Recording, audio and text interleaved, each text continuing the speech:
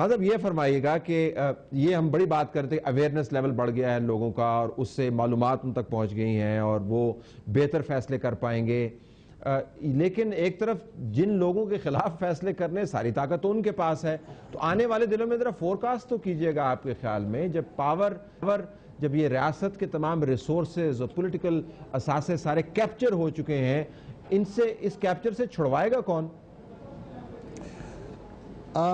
خاصا ظاہر ہے کہ آسان نہیں ہے اس کا جواب. بیسیکلی ہم کنفیوز ہو رہے ہیں. ہم کہیں ایسا تو نہیں ہے کہ الیکٹوکریسی کو ڈیموکریسی سمجھ رہے ہوں اور پھر اس دائرے میں ایک ہی دائرے میں گھوم رہے ہوں. پاکستان میں پریکٹیکلی الیکٹروکریسی ہے 70 سے لے کے آج تک. وہ جیسے چائنیز پروورب ہے کہ جی منزل کے لیے 1000 کلومیٹر دور ہی ہو لیکن پہلا قدم اٹھانا پڑتا ہے. ووٹ ڈیموکریسی کی طرف پہلا قدم ہوتا ہے، لیکن بدقسمتی سے ہم الیکٹروکریسی کو اور ووٹ کو ہی ڈیموکریسی سمجھ لیتے ہیں. اچھا چلیں ٹھیک ہے، لیکن سوال یہ ہے کہ 3 یا 4 اس میں فریق ہوتے ہیں، وہی چہرے ہوتے ہیں. اکڑ بکڑ بمبے بو 80 90 پورا 100 اس فارمولے کے تحت ہر الیکشن ہوتا ہے، اور جس پہ پورا 100 آ جاتا ہے وہ الیکٹ ہو جاتا ہے اور باقی جو ہے ہاہاکار کرتے رہتے ہیں. پھر جو اس انہیرنٹ کمزوری کی وجہ سے پارلیمنٹ بنتی ہے وہ ربر سٹیمپ ہوتی ہے. پارلیمنٹ سے باہر کی طاقتیں فیصلہ کرتی ہیں اور سٹیمپ جو ہے صرف پارلیمنٹ کرتی ہے. اب جو آپ کہہ رہے ہیں یہ سب سے جان چھڑانے کی بات تو یہ ہے کہ جی کہ عوام میچور ہو جائیں گے، عوام فیصلہ کر لیں گے. بھائی صاحب 2012 میں ہم بیٹھے ہوئے ہیں، لوگوں کے مائنڈز کنٹرول کیے جاتے ہیں تھرو میڈیا، تھرو پروپیگنڈا.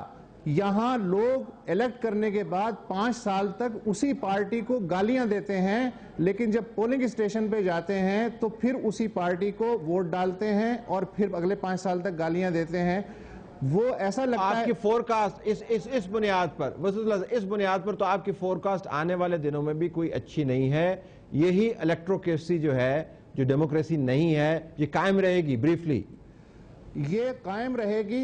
ہو سکتا ہے کہ اس وقت اگر آپ کے سامنے کوک ہے تو اگلے الیکشن میں پیپسی آ جائے، لیکن دونوں کا فارمولہ وہی ہے. اچھا جی پروفیسر صاحب، پھر تو مزے ہو گئے آپ کی پارٹی کے. تو ٹھیک ہے، یہ تو چلتا رہے گا، پھر اس طرح چلتا رہے گا. نہ پارلیمنٹ سے ٹیکس آئے گا، راجہ پرویز اشرف صاحب جیسے بنتے رہیں گے، مشیر آپ کے وزیر داخلہ رہیں گے، اس سے چلتا رہے گا. پاکستان ٹھیک چل جائے گا اس طرح. دیکھیے میں آپ سے اگر ایگری بھی کر جاؤں، نہیں مجھ سے نہ آپ ایگری کر رہے ہیں، پروگرام چلتا ہے ڈس ایگریمنٹ کے اوپر. میں کہتا ہوں آپ وائلنٹلی نہ کریں لیکن ڈس ایگری کریں. سوال کر رہی ہوں، if I agree with you کہ سب نکموں کا اکھٹ ہے، ٹھیک ہے. آپ نے رائٹس دیکھے پاور پہ، ٹھیک ہے، اس کا کچھ نہ کچھ حل نکل آتا ہے، ریلیف مل جاتی ہے. آپ نے کبھی رائٹس دیکھے کہ رحمان ملک مشیر کیوں ہیں؟ آپ نے کبھی رائٹس دیکھے کہ راجہ پرویز اشرف کو آپ نے پرائم منسٹر کیوں بنایا ہے؟ آپ چاہتے ہیں کہ لوگ سڑکوں کے اوپر آ کر جب تک رحمان ملک صاحب یا راجہ پرویز اشرف آپ نے کبھی یہ دیکھ، آپ اس طرح کی تحریکیں اپنی ججمنٹ بھی تو کوئی ہوتی ہے نا. ایک منٹ مجھے اگر آپ آرگومنٹ کمپلیٹ کرنے دیں. میری ججمنٹ وہ جب تک آپ انریسٹ اسٹریٹ پہ نہیں دیکھیں گے یا لوگ کسی اور طریقے سے مینیفیسٹ نہیں کریں گے یا ارلی الیکشن کے لیے نہیں آتے، تب تک آپ کیسے کہہ سکتے ہیں کہ یہ جو میرا یا آپ کا اوپینین ہے یہی لوگوں کا ہے. اور دوسری بات، جب ہم الیکشن میں جاتے ہیں، اس بات سے میں ایگری کرتی ہوں، اگر میں سائیکل پہ ووٹ مانگنے جاؤں، خدا کی قسم مجھے ایک بندہ پوچھے گا بھی نہیں. جب تک میرے پاس بڑی لینڈ کروزر نہیں ہے، nobody will take me seriously, even in the rural areas I'm telling you, and this is the culture. جو آپ نے پروموٹ کیا ہے. نہیں میں نے پروموٹ نہیں کیا. آپ لوگوں نے پروموٹ کیا نا جی. آپ نے لوگوں کو تعلیم نہیں دی، آپ نے لوگوں کو تعلیم نہیں دی، آپ نے لوگوں کو صحت نہیں دی، آپ نے لوگوں کو نوکری نہیں دی. حکومت کا قصور نہیں ہے، لیکن انفارچونیٹلی نکموں کا کٹ نہ آج اگر میں ہارتی ہوں یہ جیت جائیں گے، اگلی دفعہ ان کو گالیاں پڑیں گی، میں یہ ہار جائیں گے، پھر میں آ جاؤں گی. But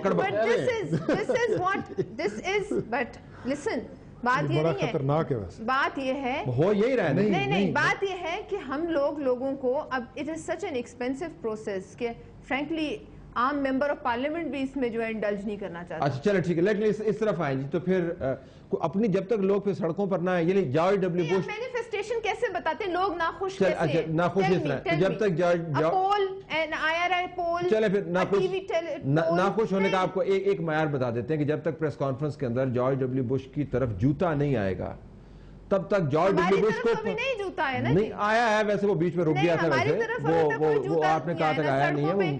ایک تو تحریک انہوں نے بھی شروع come back to this how do you change this, how do you create a parliament جس کے اندر لوگ خود ٹیکس پے کریں، how do you create a parliament اس الیکٹرل سسٹم کے تھرو جو بنیادی ایشوز کے اوپر جو ہے نا غصے کا ویٹ نہیں کرے، خود عقل سے کام لے. دنیا میں یہ کام ہو چکے، how do you do this, کس طرح کرتے ہیں؟ جب تک قانون کی بالادستی نہیں ہوگی، سارے بات کرتے ہیں رول آف لاء کی، جب تک قانون کی بالادستی نہیں ہوگی تو یہ معاملہ بہتر نہیں ہو سکتا. یہ بنیادی بات ہے. اگر ممبر آف پارلیمنٹ یہ فیل کرے کہ میں کچھ بھی کر کے بچ جاؤں گا، میں ٹیکس نہ پے کروں، آپ امریکہ میں قتل کر کے بچ سکتے ہیں، ٹیکس نادہندگی پہ آپ نہیں بچیں گے. اگر جب تک اس ملک میں قانون نہیں ہوگا آپ کے حالات بہتر نہیں ہوں گے. قانون موجود ہے، قانون موجود. لبرٹی مارکیٹ آپ لبرٹی مارکیٹ سے پوچھ نہیں سکتے جب تک پارلیمنٹ آپ دیکھیں جو لوگ ممبر بنے ہیں، جب تک آپ اپنے عمل سے ثابت نہیں کریں گے کہ آپ حب الوطن ہیں، آپ ملک کے مسائل کو حل کرنا چاہتے ہیں، اس کی انڈیکیشن تو دیں. جب آپ نے $15,000 کے سوٹ پہنے ہوئے ہیں، $5,000 کے جوتے پہنے ہوئے ہیں، کروڑوں کی گاڑیوں میں پھر رہے ہیں. ایک انڈیکیشن پھر یہ ہو سکتی ہے کہ میاں نواز شریف صاحب اپنے جتنے بزنس ہیں پاکستان میں ٹرانسفر کر دیں، یہ آپ ان سے ڈیمانڈ کر سکتے ہیں.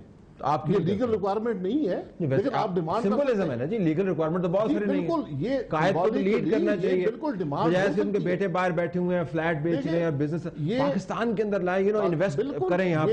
ترکی سے آپ بزنس بنوا رہے ہیں، یہ ڈیمانڈ ہو سکتی ہے. میں تو مجموعی طور پر بات کر رہا ہوں کہ اگر آپ نے حب الوطنی شو کرنی ہے اپنے عمل سے ثابت کریں.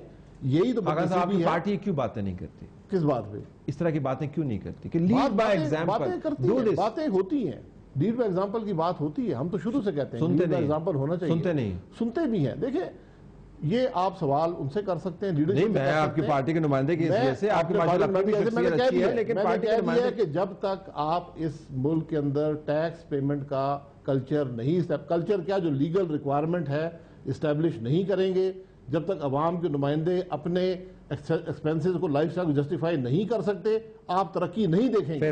That's a great point to make. لیکن اس کو کہیں سٹارٹ کس طرح ہوگا تسنیم صاحب؟ دیکھیے as you said it has to be by example. Leadership جو ہے وہ جب تک ایگزامپل سیٹ نہ کرے، وہ بائی ایگزامپل نہ آگے بڑھے، جب تک کچھ نہیں ہو سکتا. اور جو آپ کا پہلا پوائنٹ ہے نا کہ اگر یہ حکومت میں وہی گورنمنٹ واپس پھر آتی ہے، میں آپ کو بتا دوں کہ پیشنس عوام کا 4 سال 5 سال تو تھا، بیکاز ایک شوق تھا کہ ٹینیور پورا ہو جائے ایک حکومت کا، سول کا. مگر اگر آپ کا خیال ہے کہ اگر اسی طرح کی حکومت اور 5 سال چلتی رہی اور عوام خاموش رہیں گے اور ساری لوگ خاموش رہیں گے، میں نہیں سمجھتا. اور میں سمجھتا ہوں کہ ڈیموکریسی کے لیے برا ہوگا اگر یہی 8 سال اسی طرح چلتا رہا. غصے کا انتظار. ایک چھوٹا سا سپارک، میں حقیقت کہہ رہا ہوں، آپ ریولوشن کے دھانے پر کھڑے ہیں. ایک چھوٹا سا سپارک.